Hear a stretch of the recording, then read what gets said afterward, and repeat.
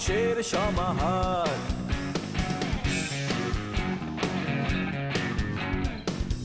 ভেতর আর বাহিরে চলছে উৎসব অপেক্ষার।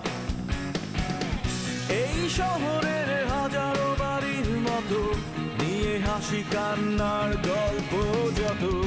এই শহরের হাজারো বাড়ির মতো নিয়ে হাসি কান্নার গল্প যত। প্রতিবার এখানে বেজে যায় calling bell, calling bell, calling bell, calling bell, calling bell.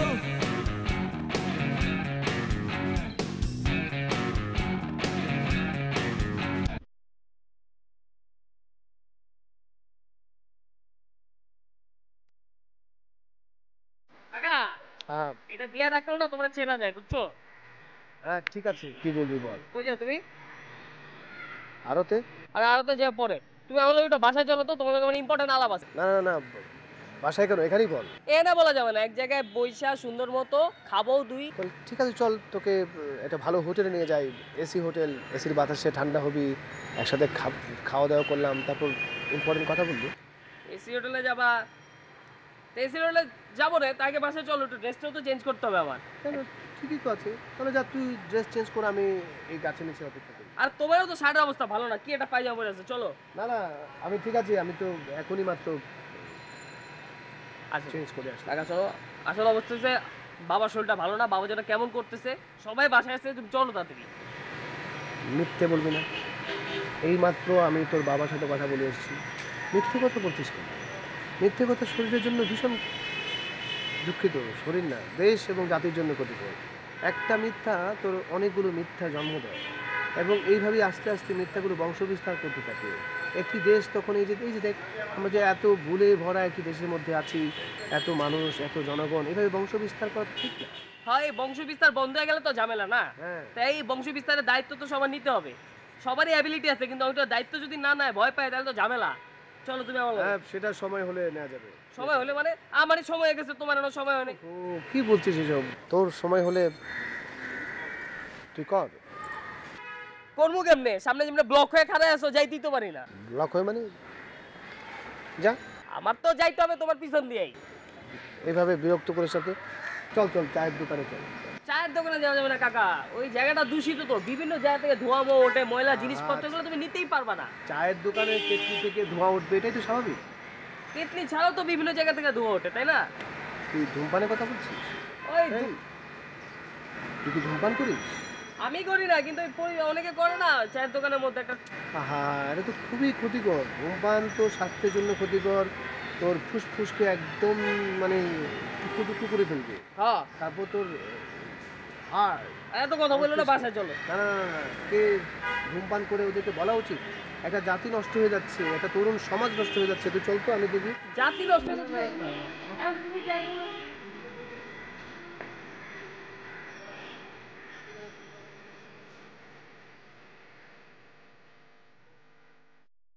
আমি তো তোমার বন্ধু বলবো, তাই না?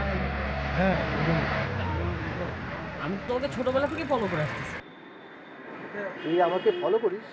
হ্যাঁ, মানে মানে তোমাকে না, তোমার এই আদর্শটাকে ফলো করি। তুমি কিভাবে ঘুমাও, কিভাবে খাও, কিভাবে কথা বলো, তোমার রুচিবোধ সবকিছু একজন সুপুরুষের মতো। এই যে দেখো, তুমি তুমি এখানে দাঁড়ানো একজন আদর্শ সুপুরুষ, ঠিক পাশের জায়গাটা ফাঁকা। এই জায়গাটা কার হওয়া উচিত? এই জায়গাটা অবশ্যই একজন আদর্শ নারীর হওয়া উচিত। এই তাগিদেই বাবা বাসায় ঘটক নিয়ে আসছে তোমার জন্য। ও, এই ঘটক ষড়যন্ত্রের সাথে তুইও জড়িত? হ্যাঁ, আমি মিথ্যা বলবো না যে আমি জড়িত নাই, কিন্তু আমি না ওদের দলে না, আমি তোমার দলে। দেখো, তুমি তোমার ইচ্ছা মতো বিয়ে করবে, যাকে খুশি তাকে বিয়ে করবে, কিন্তু আমাকে জোর করে তোমাকে বিয়ে করাচ্ছে না। কিন্তু জোর তো করছিস তো। এই যে এখন যদি তোমাকে আমি বাসায় নিয়ে যাই, বাসায় নিয়ে গেলেই কি তোমার বিয়ে করতে হবে? না, এই ঘটকের সামনে এটা ঠিক। তাহলে তোমার ইচ্ছা, তোমার যাকে পছন্দ হবে তাকে তুমি বিয়ে করবে, তাহলে বিয়ে করবে না। তুমি কতবার এই ঘটককে অ্যাভয়েড করবা? তাকে তুমি আজকে না বললে সে কালকে আসবে, কালকে না বললে পরশু আসবে। তার চেয়ে একবারে সুপুরুষের মতো তার সাথে ফেস টু ফেস কথা বলো, চোখে চোখ রেখে কথা বলো, বুঝায় বুঝায় বিটবাট করে দাও। এটা অবশ্য তুই ভালো কথা বলেছিস। তো কি করা উচিত আমার এখন? তোমার এখন বাসায় যাওয়া উচিত। বাসায় যেয়ে সুপুরুষের মতো তোমার ঘটকের সাথে কথা বলো। আর তুমি তো কাপুরুষ না, তুমি তো বীর পুরুষ। পুরা চোখে চোখ রেখে তাকে বুঝাই শুনে বিদায় করে দাও। পরেরটা পরে দেখবা। চল তাহলে, দেরি করছিস কেন? ওই দেরি করলাম কই? 5 কাপ চা খেয়ে ফেলেছিস। 5 কাপ হয়ে গেছে নাকি? একা তো চা খাওয়া তো ঠিক না। আরে একদিনে 17 কাপ চা খেলে হার্ট ভালো যাবে।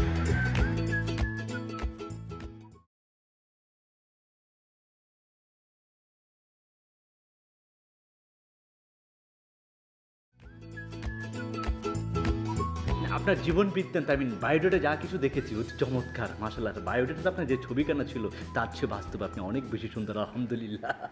এখন বলুন আপনাদের কী ধরনের মেয়ে চাই? না, আমার কাছে সব ধরনের মেয়ের কালেকশন আছে। আপনার মনে করেন এই যে অভিনেত্রী, মডেল, ফর্সা, তারপর লম্বা, তারপর মনে করেন যে আপনার যে বিদেশ ভ্রমণ করতে পারে, গাড়ি চালাতে পারে। মানে আপনার কী ধরনের চাই?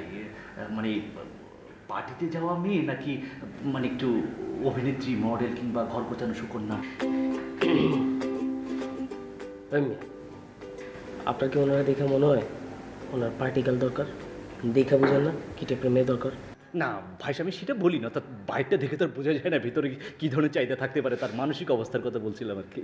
এই ভিতরেরটাও দেখবে নাকি? আর না, ও না না, সেটা বলি না। আমি বলেছিলাম যে আপনার ভিতরে যে টেস্ট, রুচি আপনার, আপনি দেখাচ্ছি আমি আপনাকে। এই যে দেখেন, এই যে দেখেন ছোট্ট ছোট্ট চুল, তার যে মাসেলটা বেশ, হ্যাঁ। তারপরে এটা দেখেন, এই যে সবুজ বেলভেট পরা টি শার্ট, হ্যাঁ। তারপরে আপনি এটা দেখেন, এটা দেখেছেন একদম মডেল, কি ছোট্ট ছোট্ট পোশাক, বেলভেটের যে লাল রঙের পোশাকটা খুবই চমৎকার লাগছে। দেখে দেখো এইটা দেখেন, এই যে এটা এটা দেখেন, এই যে কি সুন্দর টি শার্ট পরেছে, এই যে সবুজ বেলভেট পরা টি শার্ট, তারপর দেখেন 3/4, খুব চমৎকার, মানে একেবারে মডেল। তো এটা দেখেন একদম মডেল। এটাকে নিয়ে মনে করেন যে কি চমৎকার আপনার দিকে তাকিয়ে আছে। আপনার কি ব্লুটুথ আছে? তাহলে আপনাকে আমি ব্লুটুথে দিয়ে দিব। দেন।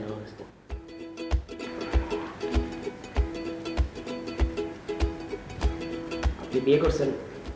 আমি বিয়েটা করতে পারলে ভাই এই পেশায় কি আর হাসি? আগে বিবাহ করেছিলেন? না না, মানে বিয়ে আমি করে ফেলবো, মানে চেষ্টা করেছি, অন প্রসেসে হয়ে যাবে, করে ফেলবো। আপনার কাছে কি কি আছে? ও ও ও আমার কাছে মনে হচ্ছে একদম লেটেস্ট এক্সপিরিয়েন্স ডিভোর্সি মাল, মানে পাত্রী আর কি, একদম লেটেস্ট, অনেক এক্সপিরিয়েন্স। আমি কি দেখাবো? এক্সপিরিয়েন্সড কোন দিক দিয়ে? মানে ও আচ্ছা, মানে সব বিষয় আর কি, মানে ঘর গোছানো, তারপরে স্বামীর খেদমত করা, মানে বুঝে নিন আর কি, মানে সব কিছু মিলে খুব এক্সপিরিয়েন্স। ঢাকা শহর খুব খারাপ জায়গা। এখানে মায়া মানুষের থেকে 100 দূরে থাকবি। মায়া মানুষ তোর এটিএম বুথের মতো ইউজ করবো, টোকা দিব আর ফর করে টাকা বেরিয়েব, বুঝছস? চোখে তাকায় কথা কইবি। চোখের দিকে কইতে পারি কেডা ভালো আর কেডা খারাপ। মজিদ ভাই, আর শুন, মজিদ ভাই, খারাপ না মজিদ ভাই, হ্যাঁ এদিকে শুন, হাত করে থাকবি না, হাত করলে মুখে গন্ধ আসে। আর হাত করলে কি হবে জানো? ঢাকার রাস্তায় প্রচুর কার্বন ডাই অক্সাইড, এগুলো দুইটা পর পুরো শ্বাস ফেলে মাসে নষ্ট হয়ে যাবে। ঠিক আছে ভাই? আপনি ভালো আছেন? আগে তুই জানতাম আপনি আরো দেরি করতেন, এখন যদি মালের ট্রে রাখলে ঘুরতেছেন লাগবে। দেখো খারাপ লোক দেখে যদি চলে আসছে, খারাপ লোক ভালো গুরুজনকে সালাম করো। আরে না লাগবে না, সালাম লাগবে না ভাই, সালাম লাগবে না। দেখছো কত খারাপ? তোর মতো ছোট্ট মানুষের কদম বসে করতে দিল না।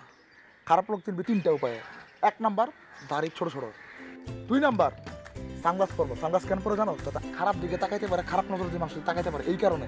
3 নাম্বার হইব চুল থাকবে এরকম চোক্কা মনে হইব কুত্তা চেটে দিছে। মজিদ ভাই, এই কথাটা কিন্তু আপনি ভুল করলেন, বুঝছেন? আমার চুল কুত্তা কে লেগে চাটবো? আই হেড কুত্তা, আর আমি কুত্তার আশেপাশে আইতে দেই? হ্যাঁ? আর এই দাড়ি কাটার লেগে যে মেশিন ইতালির থেকে আনছি, এই মেশিনের দাম কত আপনি জানেন? ইতালি চিনোস? ইতালি গাইডালি কই? এই তোর চিনা লাগবে না। ভাড়া কত তুই জানোস? কত? তোরা এগুলো জানতে কইছে কেন? তোরা না কইছে খারাপ লোক যেন কথা শুনতো না? ভাড়া হইতেছে 1 লাখ টাকা। জীবনে কোনোদিন চোখে দেখছস?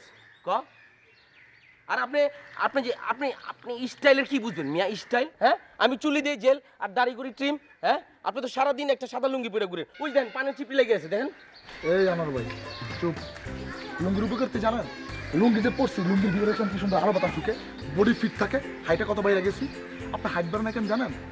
জিন্সের প্যান্ট পরে থাকেন, উপরেও জিন্স পেনছেন, বডিতে আপনার চারটা ধরে রাখছে, আর লম্বা হতে পারেন না। মজিদ ভাই, আপনি আমি একদিন কইছি আপনি আমার সব বিষয় নিয়ে আলোচনা করবেন, কিন্তু হাইট নিয়ে কোনোদিন আপনি আলোচনা করবেন না। আর আপনি দেখেন পৃথিবীতে যত বড় বড় লোকের আছে সবারই কিন্তু হাইট কম। আপনি দেখেন ওই যে ম্যারাডোনা, ও কি খুব লম্বা, পেলে, সচিন টেন্ডুলকার, এরা দেখছেন ব্রায়ান লারা, ওই মেয়ে খারান আরো আছে হুইনা যান। ওই মেয়াদব মেয়াদব ভাই সে এলাকার মধ্যে বাস করছে। শিওর ম্যাডাম এইচপিতে ক্লাস নিতেছে? হ্যাঁ, আমি তো এখানে প্রতি সপ্তাহে ওয়েট করি ম্যাডাম। প্রতি সপ্তাহে তোমার গার্লফ্রেন্ড এদিক দিয়ে যায় আর তুমি তার জন্য অপেক্ষা করো না? কোত্থেকে আসে এত রোমান্স তোমার?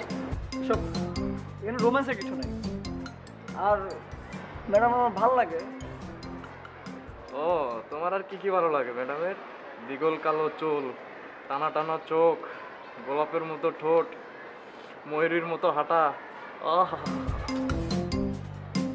এসব ফালতু কথা বলবি না। আর আমি এসব তোর মতো ফালতু চিন্তাও করি না। না, তুমি তো সাধু বাবা, সাধুদের মতো ধ্যানে মগ্ন থাকো, ফালতু চিন্তা করার সময় পাও না। শোন, তোর নামের মধ্যে একটা গন্ডগোল আছে। তোর নামের মতো ছেলেরা কোনোদিনও ভালো হতে পারে না। মানে বলতো তোর নামের ইংলিশ কি? ব্লু। ব্লু নামের মধ্যে একটা নীলাভ ব্যাপার আছে। তোর বাবা না বুঝে একদম তোর নামটা এটা রাখছে। এত রোমান্স ধরে করতে গেত।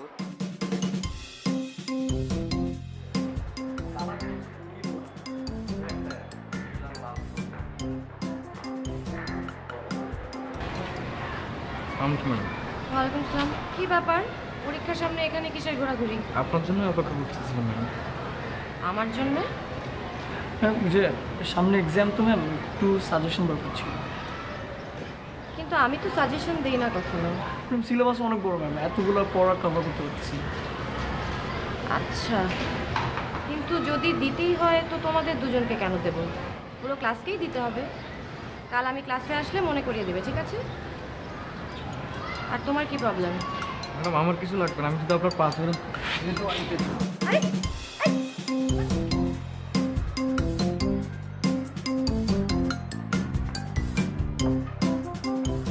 দেখলি কীভাবে ম্যাডামের ছোঁয়াটা নিয়ে নিলাম?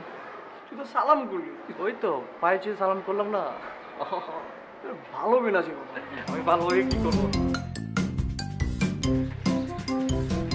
কি খবর ইসরাক? কেমন আছো তুমি? ভালো। এদিকে আসো। আরে কই যায়? এই ইসরাক, এদিকে আসো, এদিকে আসো। শোনো না রে ভাই, তোমার তো আজকাল দেখা যায় না, বুঝতেছি না তো তুমি কি এলাকায় থেকে উদা হয়ে গেলা নাকি? কথা কও না গেলে। আমি তো এলাকাতেই থাকি। কি এলাকায় তো আমি ওই যে তোমার দোকানে যে ওই দিন আড্ডা দিলাম, তারপরে তো তোমার কোনো খোঁজ পাত্তাই নাই, বুঝি না তো কি? কিছু না ভাইয়া, কাজের একটু বেশি চাপ। তারপরেও কোন একটা কর্ডে ডিস্টিউন আছে তোমার। আমি তো টিউনেই আছি। চশমা খুলে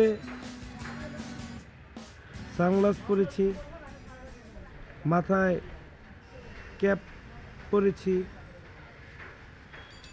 আমি তো পুরোপুরি টিউনে। তুমি খুব টিউন। দিন দিন কেমন ওই লোকাল বাসগুলো আছে না, লোকাল বাসগুলোর মতো হয়ে যাইতেছো, জায়গায় জায়গায় ব্রেক মারতেছো। দূরপাল্লা বাসের মতো, দূরপাল্লা বাসের মতো। জোশ নিয়ে আসো। ওরে বাপ রে বাপ,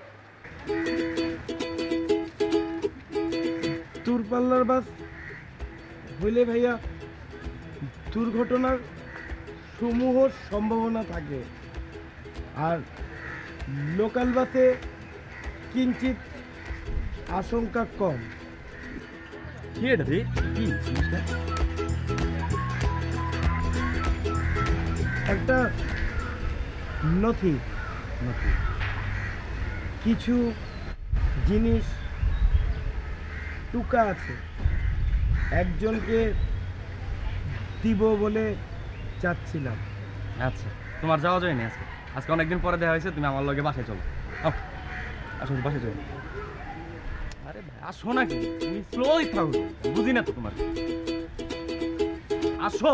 আজকে থাক, অন্য আরেকদিন হবে ভাইয়া। আচ্ছা যাও, আজ পরে দেখা হবো। হ্যাঁ, তুমি এলাকায় থাকো আর আমার ফোন দিও, সমস্যা হলে ফোন দিও।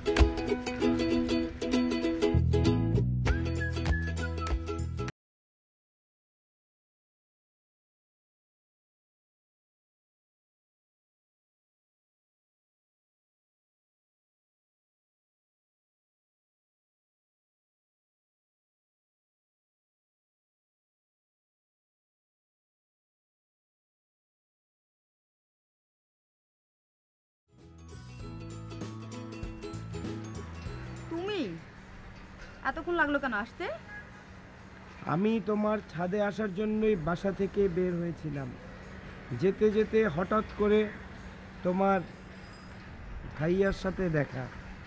তোমার ভাইয়া আমাকে ডাক দিল, আমি উল্টো দিকে চলে গেলাম। তারপরে আবার ডাক দিল, তার সাথে গিয়ে কথা বললাম। সে ওখানে মোটামুটি একটা সময় আমাকে পেঁচিয়ে ফেললো। তারপরে তাকে আমি বাই বলে একদিকে গেলাম, সে অন্য দিকে গেল। শিওর হলাম সে বাসার দিকে আসছে না। শিওর হয়ে তারপরে আমি 6 তলা বেয়ে বেয়ে তোমার কাছে চলে এসেছি। খুব ভালো করেছো। তো তুমি খালি বারে বারে ছাদে আসতে বলো কেন? আমরা তো পার্কে বা কোনো রেস্টুরেন্টেও ডেট করতে পারি, তাই না? ছি ছি ছি, এটা ইসাক আমিনের ইমেজের সাথে যায় না। আমি তোমাকে নিয়ে বাইরে যদি বাজে ছেলেদের মতো ঘুরে বেড়াই, তাহলে আমার ইমেজ, আমার রেপুটেশন ডাউন হবে। Image, reputation? প্রেম করলে কি রেপুটেশন কমে?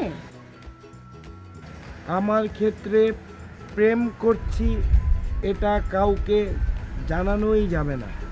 কেন? তুমি কি শাহরুখ খান? তুমি আমাকে কিঞ্চিত ইনসাল্ট করছো। যাও, উপরে যাও। চাই না কে? আরে যাও না, যেভাবে যাচ্ছ তোমার তো 10 বছর লাগবে যেতে। যাও।